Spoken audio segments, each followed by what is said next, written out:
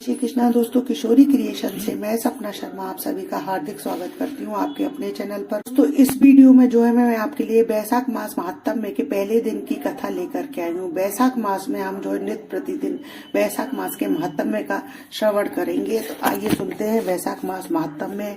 बैसाख मास का पहला अध्याय शुरू करें उससे पहले आइए सबसे पहले श्री हरि भगवान विष्णु के प्यारे मंत्र का जाप करते हैं। तो यह मंत्र जो है भगवान विष्णु को बहुत ही प्रिय है। ओम नमो भगवते वासुदेवाय, ओम नमो भगवते वासुदेवाय। रोज सुबह स्नान कर आसन पर बैठकर भगवान विष्णु के मंत्र ओम नमो भगवते वासुदेवाय का मंत्र का जप करें। इस जप को जो है आप तुलसी की माला से करें। इस मंत्र का जाप आप जो है पूरे जीवन भर कर सकते हैं। इस मंत्र के जाप से आपके जीवन में नित्य प्रति आने वाली समस्याएं तो दूर होंगी ही, साथ में आपको भगवान श्री हरि की कृपा भी प्राप्त होगी। ये अब जानते हैं वैशाख मास महात्म्य के पहले दिन की कथा। पहला अध्याय। मनुष्यों में श्रेष्ठ नर और नारायण को नमस्कार कर देवी सरस्वती तथा व्यास जी को प्रणाम कर उनकी जय बोलती हूँ। एक बार ऋषियों को एक सभा में एक से बोले परमेष्ठी के पुत्र नारद जी से राजा अम्बरीश ने पवित्र वैशाख मास का महात्म्य पूछा। अम्बरीश बोले, हे ब्राह्मण देव, जो संपूर्ण महीनों के महात्म्य वर्णन किए हैं वह मैंने अच्छी तरह से सुने हैं। सभी महीनों में बैसाख मास श्रेष्ठ है, अतः बैसाख मास का महात्म्य मुझे विस्तार पूर्वक कहिए। मुझे सुनने की बहुत ही तीव्र इच्छा है। बैसाख मास जो है विष्णु भगवान को इतना प्यारा क्यों है, इसमें कौन कौन से धर्म कार्य करने चाहिए, साथ ही इस महीने में किए गए धर्म कार्य उनको इतने प्रिय क्यों हैं, क्या दान करना चाहिए, उसका क्या फल होता है, यह सब कार्य किस देवता को प्रसन्न करने के लिए करने चाहिए। इस मास में जो है करने योग्य कार्य कौन कौन से हैं जो भगवान विष्णु को अति प्रिय हैं। इसमें क्या दान किस लिए किया जाता है, उसका क्या फल होता है, उसका उद्देश्य क्या है। इस मास में किन किन वस्तुओं से भगवान का पूजन करना चाहिए।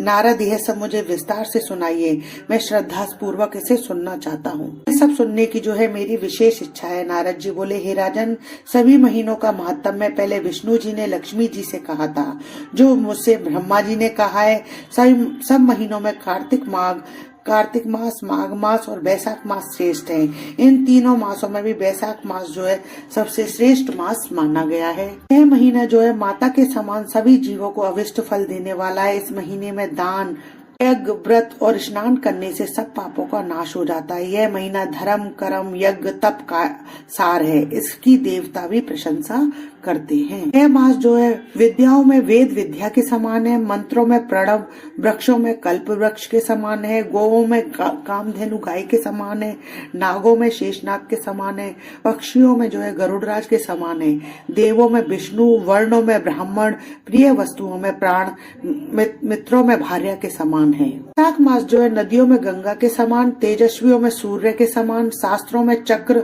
और धातुओं में स्वर्ण के समान, वैष्णव में शिव जी के समान, रत्नों में कौस्तुभ मणि के तुल्य धर्म के लिए सबसे उत्तम मास माना गया है। इस मास में के समान विष्णु भक्ति उत्पन्न करने वाला कोई महीना नहीं है।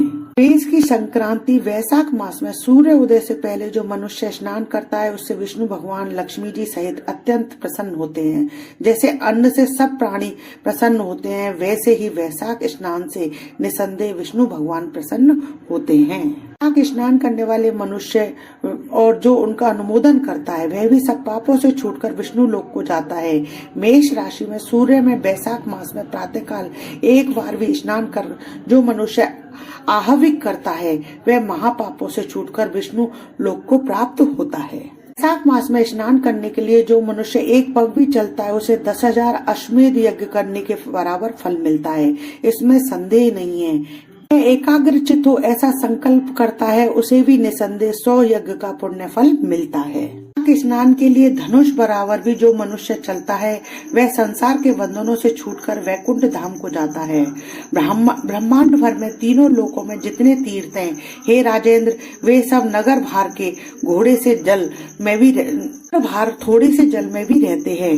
अर्थात बैसाख मास में स्नान करने के लिए किसी तीर्थ में ना जा सको तो नगर के बाहर किसी जलाशय में स्नान करना चाहिए। उनकी आज्ञा से शास्त्रों में लिखे हुए पाप उसी समय तक गरजते हैं जब तक मनुष्य वैशाख स्नान नहीं करता है। हे राजन, विष्णु भगवान की आज्ञा से वैशाख माह में तीर्थ के अधिष्ठाता देवता सूर्य उदय से 6 घड़ी तक जल के भार मनुष्य के हित के लिए ठहरते हैं। राजेंद्र, उस समय तक जो भी लोग स्नान के लिए नहीं आते हैं वह उनको दारुण शाप दे अपने स्थान को चले जाते हैं। इसलिए वैशाख स्नान अवश्य करना चाहिए। श्री वैशाख मास महात्म्य में प्रथम अध्याय संपूर्ण। तो मेरा ये वीडियो अच्छा लगा हो तो इसे लाइक और शेयर कीजिए। यदि आपने अभी तक मेरे चैनल को सब्सक्राइब नहीं किया है तो उसे सब्सक्राइब करना ना भूलिए। पास ही में बेल आइकन को दबाइए जिससे मेरे आने वाले हर नए वीडियो का नोटिफिकेशन जो है आपको मिल जाए। हिंदू धर्म, रीति रिवाज, कथा कहानी जानने के लिए मेरे चैनल पर बने रहने के लिए बहुत बहुत धन्यवाद। जय श्री कृष्ण।